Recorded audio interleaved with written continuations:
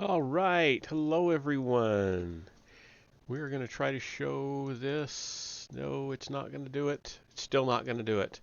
Well, I was hoping I could show you the uh, cover for this book, but it isn't going to work. It don't like me. So, I'm going to go ahead and get out of the screen. Notice the new layout, giving it a try. And we'll get to here, and hey, looky there. I've even got my captions going in the chat screen. Well, mostly just for reading stream, actually. But anyway, here we are. We're ready for Chapter 2 of Crosscurrent. And if you weren't here last time, this book jumped and forth between 5,000 years before the Battle of Yavin and, like, what was it, 41 and a half years after after the Battle of Yavin. So just keep that in mind. But this is where the Wikipedia timeline places the book, so that's why we're reading it now instead of down the road. Way down the road. That's going to be years. Anyway, so Chapter 2, The Past, 5,000 years before the Battle of Yavin. Relin and Drev sat in pensive silence as their infiltrator streaked through the churning blue tunnel of hyperspace. They watched their instrumentation intently, hoping for the telltale beep denoting detection of the hyperspace beacon secreted aboard Harbinger. Lingering Lingering silence would mean they'd lost Says. Scanners functioning normally, Drev said. After a sidelong glance at Relin, he began to hum a free-form, lively tune from his homeworld. Must you? Relin asked, smiling despite himself as he adjusted the instrumentation. Yes, said Drev, also smiling, but without looking up at his instruments. I must. Relin admired his Padawan's ability to find joy in everything he did, though Rollin thought and taught that it was more important to maintain emotional evenness. Extremes of emotion could lead to the dark side. Still, he wondered sometimes if Drev was the only one doing the learning in their relationship. It seemed Relin smiled only when in Drev's presence. Say's betrayal had cut the mirth out of him as skillfully as a surgeon. Drev tapped the scanner screen with a thick finger. Come out, whither you hide. Presently the scanner picked up a faint signal. Relin and Drev exhaled as one and leaned forward in their seats. Drev chuckled and put a finger on the scanner screen. There, they did it. Relin left the Navicomp digest. Relin let the Navicomp digest the scanner's input and cross-reference the coordinates. The Fagan system. Without waiting for instruction, Drev pulled up the onboard computer's information on the system. There's nothing there, Drev said, eyeing the readout. What is he doing? Still looking, maybe, Relin said, and took the controls. We will know soon enough. The signal grew in strength as the infiltrator hurtled through hyperspace. He's deep in system, Relin said. We emerged 10 light seconds out. Drev nodded and input the commands into the Navicomp. The system has 4 planets, each with multiple moons. An asteroid belt divides the third from the fourth. Use it as cover until we understand what Say's is doing. Deactivating the hyperdrive in 5, 4. Activating signature scrambler and baffles, Relin said. At the same time, he used the force to mask his and Drev's force signatures, lest Say's perceive them. Their arrival. 2, 1, Drev said, and deactivated the hyperdrive. The blue tunnel of hyperspace gave way to the black void of stars, planets, and asteroids. Instantly, a wave of dark side energy, raw and jagged, saturated the ship. Unready for the assault, Relin lost his breath, turned dizzy. Drev groaned, lurched back in his seat as if struck, then vomited down the front of his robes. Where is that coming from? Relin said, between gritted teeth. Drev shook his head, still heaving. He reached for the scanner console. Leave it, Relin said, and adjusted the scanners himself. They showed nothing nearby but the spinning chaos of the asteroid belt, the Fagan 3 and its many moons. Relin took a moment to clear his head, then drew on the force to shield them from the ambient dark side energy. With his defenses in place, he felt the energy as only a soft, unpleasant pressure in his mind, incessant raindrops thumping against his skull, but it no longer affected his senses. All right? He asked Drev. Drev cleared his throat, eyed his flight suit and robes in embarrassment. I am all right. Apologies, Master. Relin waved away the apology. He had been unprepared, too. My meal tasted better the first time, Drev said, smiling, his cheeks bright red. Smelled better, too, Relin said, chuckling as he pored over the scanner's output. So it's vomit that looses your sense of humor, Drev said. He stripped off his robe, balled it up, and retook his seat. He took a gulp of a flavored protein drink in a plastic pouch, swished it around his mouth. I will keep that in mind. Maybe scatological humor will amuse you also. Relin only half smiled. His mind was on their situation. What had they stumbled onto? He had never been... Wow, I'm really struggling tonight. Sorry. He had never before experienced such a wash of pure dark side energy. Whatever Say's had been searching for, he must have found it in the Fagan system. Drev must have sensed his seriousness. What do you make of it? Drev asked. A dark side weapon? A Sith artifact, maybe? Relin shook his head. The energy was not intense, simply widespread. We will soon know. He engaged the ion drive and started to take them into the asteroid belt, but thought better of it. He took his hand from the controls. Take us in, Drev, he said. He felt his Padawan's eyes on him.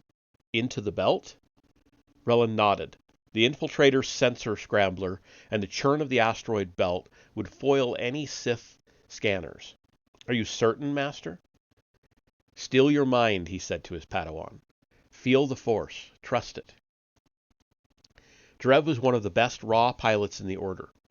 With time and training in the use of the Force, he would become one of the Jedi's finest. Take us in, Relin repeated. Drev stared out of the cockpit at the ocean of whirling rocks. He paused for a long, calming breath, then took the controls and piloted the infiltrator into the asteroid belt. He accelerated without hesitation. The ship darted through the field of slowly spinning rock, diving, ascending, rolling. Pitted stones flashed on the view screen for a moment, vanished as Drev cruised under them, over them, around them. One of the infiltrator's wings caught an oblong asteroid, and the ship lurched and started to spin. Master, calm, Drev, Relin said, and his Padawan zagged out of the way of another asteroid as he righted the starfighter. Well done, Padawan, Relin said. Well done. A smile split Drev's face as he continued through the belt. Relin monitored the sensors. There is an asteroid on the edge of the belt, more than 10 kilometers in diameter, in a very slow spin. I see it. Set us down there, but stay powered up. Let us see what we see. Drev maneuvered them over the asteroid and set down the infiltrator. Phagan 3 loomed large in their view screen against a backdrop of stars. Drev was still smiling. Relin chose to ignore his Padawan's emotional high. Give me a heads-up display and magnify. A HUD appeared off-center in the cockpit window. Drev input a few commands and magnified the image. Plumes of smoke spiraled from the charred surface of one of Phagan 3's small moons. Say's dreadnought and its sister ship hung like carrion birds in low orbit over the moon's corpse. A steady stream of transports moved between the moon's surface and the belly-slung landing bays of the two Sith ships. Drev lost his smile as he worked the scanners. That is not... How can... Master, that moon should be covered in vegetation. He looked up from his scan. And life. Relin felt his Padawan's anger over the destruction. He knew where anger led. The young man moved from joy to rage, as if his emotions were on a pendulum. Stay focused on the task, Drev. The scope of the matter cannot affect your thinking. Do not let anger cloud your mind.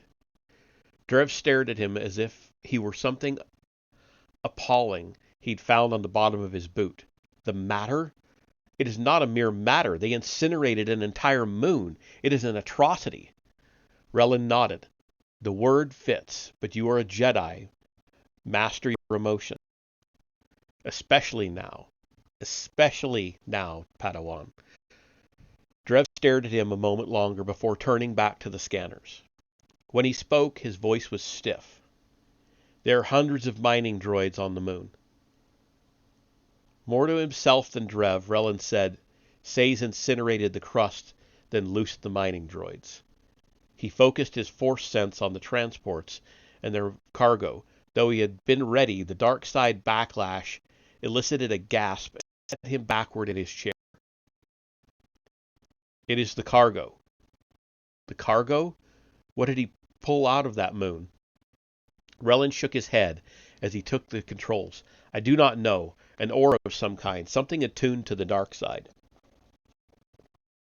Relin knew of such things. Whatever it is powerful, maybe powerful enough to determine the outcome of the assault on Kirik. That's what Say's has been searching for, and that is why Sato delayed his assault. We cannot allow it to get out of the system.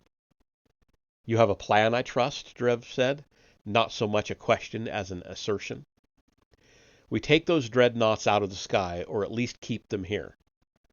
Drev licked his lips, no doubt pondering the relative sizes of the infiltrator and the dreadnoughts, not unlike the relative difference between a bloodfly and a rancor. How? Relin lifted the infiltrator off the asteroid and flew it into open space. I'm going aboard. Sayes and I should be reacquainted. He expected at least a chuckle from his Padawan, but Drev did not so much as smile.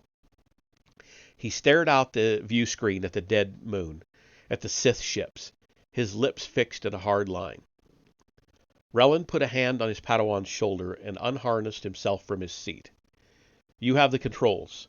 The scrambler and baffles will not keep us invisible for long. I just need a little time. Drev nodded as the infiltrator sped toward the dreadnoughts. You will have it. You'll try to board a transport? That is what I'm thinking, Relin answered, as he moved to the cramped rear compartment of the infiltrator. Rapidly, he peeled off his robes and donned a vac-ready flex suit, formulating the details of a plan as he went. The rayon shell of the suit, lined with a flexible titanium mesh as fine as hair, felt like a second skin. He checked the oxygen supply and the batteries and found them both full. He slipped the power pack harness over his shoulders, around his abdomen, and clipped it in place. The power umbilical fed into the suit's abdominal jack with a satisfying click, and the suit hummed to life. The energy running through the mesh hardened the suit slightly and caused Relin's skin to tingle. He put the hinged helmet in place over his head, and an electromagnetic seal fixed it to the neck ring, rendering the zipper and power jack airtight. The suit ran a diagnostic, and Relin watched the results in the helmet's HUD. His breathing sounded loud in the drum of the transparent steel and plastic helmet. He activated the comlink. Testing. Clear, said Drev, his voice like a concert inside the helmet. The diagnostic came back clean. Suit is live and sealed, Relin said. We remain unnoticed, Drev said, his tone sharp, serious, for now. While Relin had been trying to encourage seriousness in his Padawan for months, at the moment he regretted the turn of Drev's mood. He missed his Padawan's mirth in the face of danger. To craft Drev into a Jedi, it seemed that Relin would have to turn him into something other than Drev. How close, Relin said. He slipped a dozen mag grenades and a variety of other equipment into one of the suit's ample thigh pockets, then strapped a blaster pistol to his belt beside his lightsaber and its power pack. Remember, these lightsabers are tethered to your belt because the power pack has to be so big. They've got a pouch on their belt. Next to his lightsaber and his power pack. 20,000 kilometers and closing fast, Drev said. A hitch in his voice told Relin something was wrong. That moon, Master, it's a ruin. I know, Relin said. That is what Sith do. They destroy. They take. That is all the dark side can offer. Now focus, Padawan. Match vectors with the nearest transport, returning to Harbinger, but only for a moment. I will board it, and that will get me into one of the Dreadnought's landing bays. He considered the grenades in his pockets. From there I'll see what I can do. For a time, Drev said nothing. Then, are you sure this is the way, Master? If you succeed, that takes care of only one of the Dreadnoughts. That we may not accomplish everything is no reason to do nothing. We cannot let that cargo get to Kirik, or at least not all of it. We stop what we can here, doing whatever we must. If I destroy or disable the first ship, we'll figure out a way to do the same to the other. Understood. Entering the airlock, Relin said. He opened the interior airlock door, stepped inside, and closed it behind him. He disengaged the safety and pressed the button to open the exterior door. A red light flashed for 3 seconds to indicate the pending evacuation. Relin held the safety bar as the hatch slid open and the air rushed into space. Coming up on the transport now, Master. Relin moved to the open hatch as Drev eased the infiltrator over the transport and matched its course and speed as best he could. The awkward transport was a flying storage crate, a gray wedge of a hold with a transparent steel bubble cockpit tacked onto its underside. Like all Sith ships, it still managed to look like a flying blade. Dark side energy leaked from its cargo hold into palpable waves, making Relin temporarily dizzy. Master? They would be spotted in moments. He had to move. Have you ever gone angling, Drev? Relin asked. Angling? Fishing, you know. No, Master, I have not. Relin tried to smile, failed. At that moment, he would have paid 1,000 credits to hear Drev's laugh. Neither have I. May the Force be with you, Master. Relin picked a spot on the spine of the transport, closed his eyes, felt the Force. His mastery of the telekinetic use of the Force was not advanced enough to pull a moving ship to him, but that was not what he intended to do. A scanner has picked up our ship, Drev said, tension in his voice. Our usual encrypted channel, Drev, and minimal chatter. Yes, Master. And don't miss, Drev said, and chuckled. Smiling, Relin reached out with the Force, took a mental hold of the Sith transport, and leapt out of the infiltrator into open space. I am clear, he said, and Drev peeled off. Now it switches to the present. So the present, 41.5 years after the Battle of Yavin. The screams from outside Jaden's window turned to laughter as an open-top speeder streaked past. He heard music booming from the speeder's speakers. The sound faded as it flew away. It took a moment for him to understand what had occurred. Adolescence, he realized, probably on a late-night thrill ride. Stang, he whispered, but he did not deactivate his lightsaber. Its hum filled the room, a comforting sound. The images from the vision remained sharp in his mind. The whir of R6's servos announced the droid's entrance into the room. Seeing Jaden standing in his nightclothes with his lightsaber burning, R6 cut short his beeped greeting to whistle a concerned question. Jaden did not fully understand droid speak, but he usually got the gist of R6's communications. Or perhaps, he assumed, R6 said or asked whatever Jaden wished him to say or ask. I guess that makes you my confessor, he said to the astromech. Congratulations. R6 beeped the question again, and Jaden smiled. Nothing. A bad joke, and I'm fine. I had an unusual dream. But Jaden knew it had not been a dream. It had been a Force vision. R6 hummed understanding and whistled out the first stanza of a lullaby. Jaden smiled at the droid, though his mind was still on the vision. He had never before had one so vivid. What had it meant? Dead Jedi and Sith resurrected, an icy moon in the unknown regions, a reign of evil, and the repeated cry for help. He could not make sense of what he had seen, so he tried to recall what he had felt. The uncomfortably familiar touch of the dark side, his increasingly attenuated connection to the light side, and bridging the two, his master's words, the Force is a tool, neither light nor dark. How can that be? A tool, nothing more than that? R6 beeped confusion. Jaden waved a hand distractedly. It cannot be, he said, answering his own question. The Force had been Jaden's moral compass for decades. Reducing it to a tool, mere potential, left him rudderless. He looked at his hand, the hand from which he had discharged Force lightning. There be dragons, he muttered, deactivating his lightsaber. R6 whirred a question. I've tried to discern the vision's meaning, but I am uncertain. He had been uncertain since the Battle of Centerpoint Station, though he had been struggling with doubt before that. His certainty had been one of the unrecorded casualties of the battle. He had done things he regretted. The Corellians had simply wanted their independence. In hindsight, Jaden saw the whole affair as a political matter unworthy of Jedi involvement. He had killed over politics. The Jedi Order had killed over politics. Where did that leave them as an order? How were they different from the Sith? Hadn't they used the light side to engage in morally questionable acts? And where did that leave Jaden? He felt soiled by his participation in the battle. Once we were guardians of the galaxy, he said to R6, and the droid stayed wisely silent. Now the Jedi seemed guardians of particular politicians. What principles did they stand for anymore?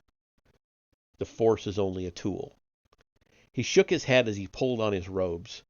The Force had to be more than that. Otherwise, he had lived a lie for decades. His lightsaber was a tool. The Force was something more. It had to be. He feared the Jedi had come to think that because they used the light side of the Force, everything they did must therefore be good. Jaden saw that thinking as flawed, even dangerous. Since the battle for Centerpoint, he had isolated himself from the Order, from Valen, from Kyle. He felt purposeless and unwelcome. He thought his doubt must be plain to them all. He knew he would be transparent to the Master. He had no one with whom he could share his thoughts. No one but you, he said to R6. His blaster and the small one-handed hilt of his second lightsaber lay on his side table. He strapped on a holster, put the blaster to bed in it, and hooked his secondary saber to the clip at the small of his back. He did not know why he kept the old lightsaber, holding it close to him like a good luck charm. He supposed its blade was the purple tether that connected him to a simpler past. He had crafted the blade when the Force had been nothing to him but a word. He had possessed no wisdom, yet he had utilized the Force to build a blade. Didn't that mean that Kyle was right? That the Force was simply a tool, free-floating energy for anyone to use, no different from a loaded blaster? He shied away from the notion, because if it were true, then the light and dark side meant nothing in terms of moral and immoral, good and evil. I do not accept that, he said to R6. I cannot. Help us, help us. The voice from his vision echoed in his head, reminded him of who and what he was. He had stood on a frozen, dark moon in the unknown regions, communed with dead Jedi while evil had rained down, and someone had called to him for help. He would help. He must. Moral clarity lived in aid to others. He grabbed it like a lifeline. What you seek can be found in the black hole on Faust. The words were nonsense. There was no black hole on Faust, or anywhere near it, but he had to learn what the words meant, because that would allow him to find what he sought. R6, link with the holonet. The droid... Uh-oh. What the hell?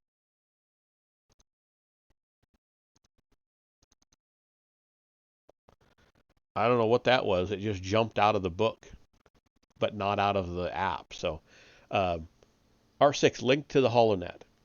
The droid whistled acquiescence, extended a wireless antenna, and connected.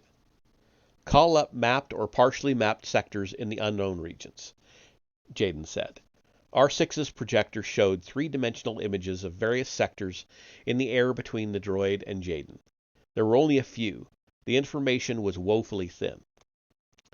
Search for any charted system with a gas giant that appears blue to the human eye, ringed with at least one frozen moon whose atmosphere would support a human. R6's processors whirred through the information. He pulled from the holonet. Holographic planets appeared and disappeared so quickly in the space between them that Jaden soon felt dizzy. In a quarter hour, R6 had shuffled through a catalog of thousands of planets. None squared with Jaden's vision. Jaden was unsurprised. Most of the unknown regions were unmapped on Galactic Alliance star charts. The Chiss were out there.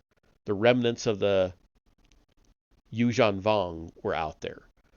Who knew what else he would find in those uncharted systems? An answer, perhaps, he said. But first he had to form the question. First he had to articulate what he sought. He felt the thin edge of a blade under his feet, felt himself wobbling on it. He was off balance. R6 beeped a query.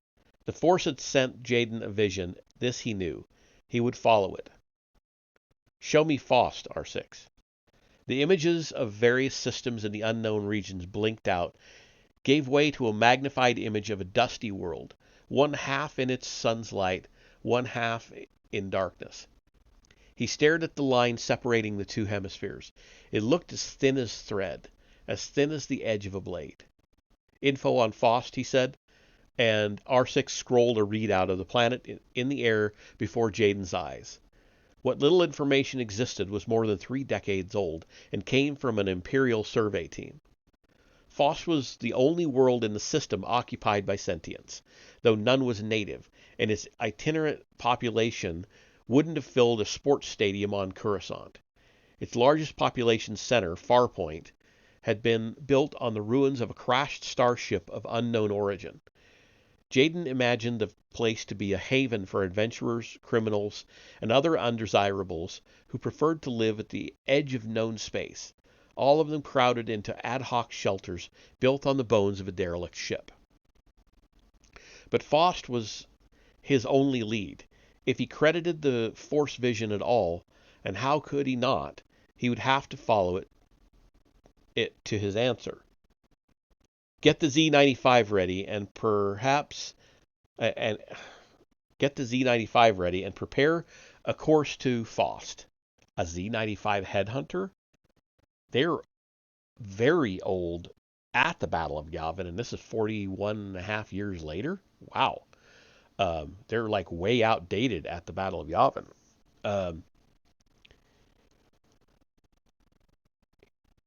Prepare a course to Faust, he said to the droid. He paused, then added, and do not file a flight plan with the order.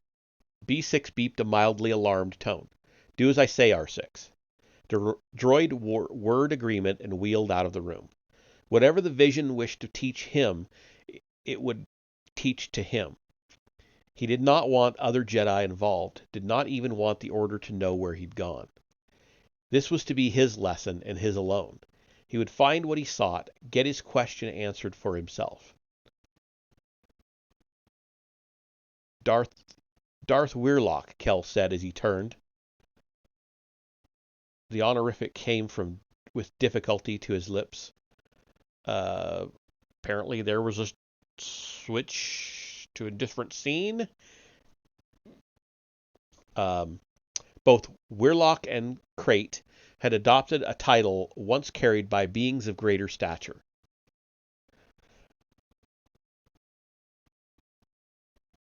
The Shagrian Sith Lord's mouth formed a tight smile, as if he sensed the meat of Kel's thoughts.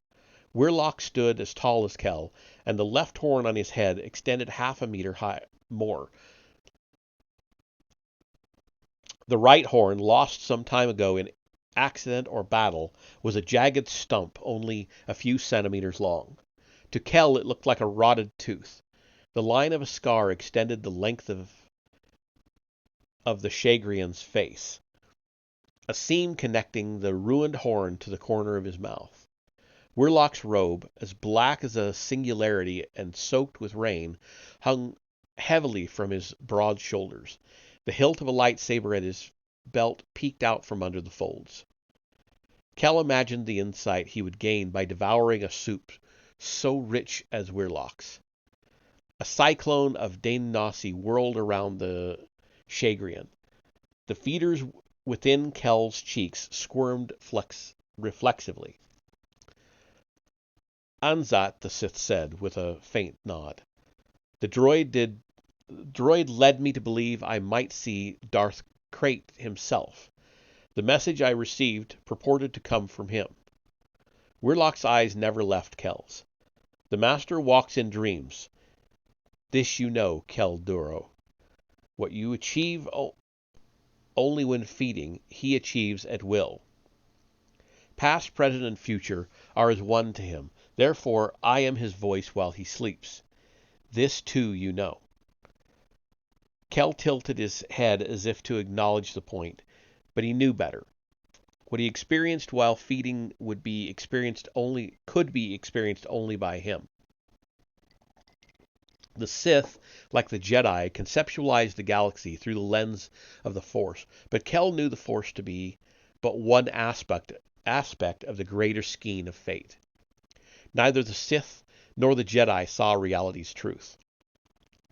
Kel would when he fed on the one whose soup held revelation. So you say, Darth Weirlock. So I say, Weirlock said, again that smile as if he could read Kel's mind. Thunder rumbled. Kel felt others in the darkness around him. More Sith. Servants of Weirlock.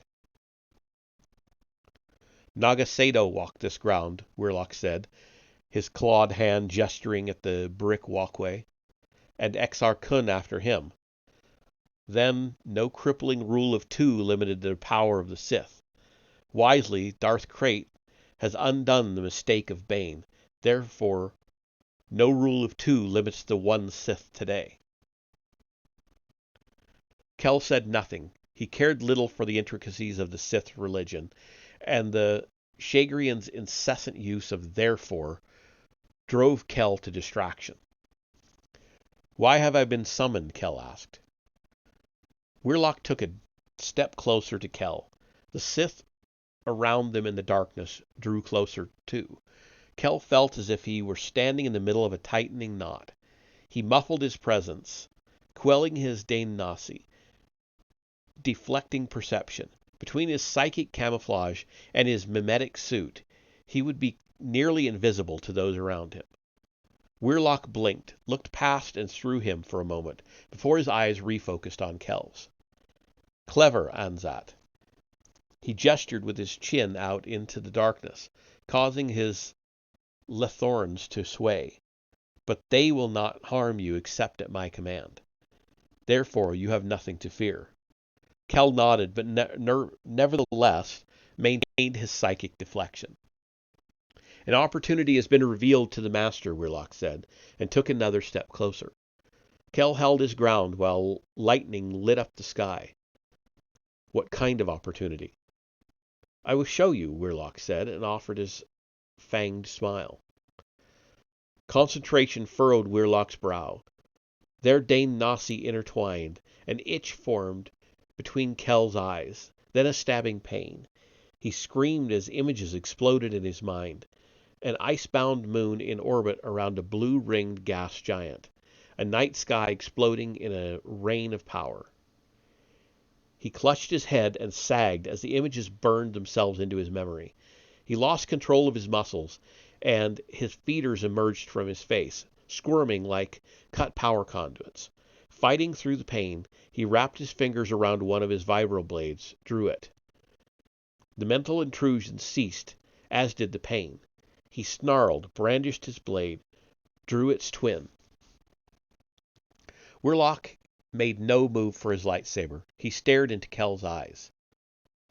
I do not require a lightsaber to kill you. Therefore, an attack would be foolish. Are you foolish, Kel Duro? Kel considered, calmed himself, and sheathed his blades. What is the meaning of the vision? The Shagrian gave his false smile. That is what you will determine. The vision important, Anzat, and the Master has concluded that it will begin on Faust. There a sign will be given you, perhaps even the sign you have long sought. Kel tried to hide the excitement birthed by Weirlock's words. He imagined lines of fate coalescing around Faust, catching it up in a net of destiny. I know its location. You will therefore travel there. Watch for the sign. Learn what there is to learn, and perhaps take what there is to take. Kel rubbed his eyes as if erasing them of the remembrance of pain. Why me? He gestured out into the darkness. Why not one of them? Because it is the Master's will that the one Sith remain quiescent. Therefore, we must use intermediaries. Kel had had enough of Weirlock's therefores. To whom shall I report what I learn? You will report back to me, Weirlock said. He frowned, as if struck with a thought, and said, The Master believes it likely that the Jedi have received a similar vision. The Force is moving in this matter. They may, therefore, interfere. You should not allow interference. Kell put his hands on the hilts of his blades. I understand. What form will the sign take? Weirlock shrugged. The Master believes you will know it when you see it. He believes in your ingenuity and your desire to find the one that you seek. Kell licked his lips, knowing he would get nothing more, though he had been given precious little. Is that all, then? Weirlock held out his hands, as if to show himself harmless. You are free to go. Kell backed away from the Weirlock, down the stairs, and toward his ship. He checked his chrono as he walked. He had last fed only half a standard hour earlier, yet he felt the need to feed again, to recapture the certainty that feeding brought him. Weirlock's words had poked holes in that certainty. They always did. The chagrin left him ill at ease. From behind, Weirlock called out above the rain. Why do you serve the Master, Kelduro? The question confused Kell, halted his steps. He shook his head, his mind suddenly jumbled. His thoughts I've never seen that word before. Inchoate? I-N-C-H-O-A-T-E? I have never seen that word in my life. What? What did you say? Consider the answer to that question, Anzat. Kell could see the Shagrian's fangs baring in a smile, even through the rain, and there was nothing false in it. Then consider anew who sees reality's truths. You are not the only one who can shape perception. Thunder boomed. Lightning ripped the sky. Kell shook his head to clear it. Started to answer Weirlock, but saw that he had gone. His head felt muddled. A headache rested at the root of his skull. Out of habit, he checked his chrono again. He had lost a quarter of a standard hour since he had last checked it moments ago. He had no idea how. And that is the end of the chapter. Woo! And that takes us back to 5,000 years before the Battle of Yavin and Relin and his trying to get onto the ship. So we will pick up there in the next reading, which, if all works out well, should be Friday. Twitch has been really weird, and it's been interfering with my streaming a little bit. So, yeah. Anyway, that'll be that, and I will see you in the next stream, starting in after a short break, a little bit after 9:30, to play some Oblivion. This is Wednesday, right? Yes, I'm playing Oblivion. All right. See you in a few minutes.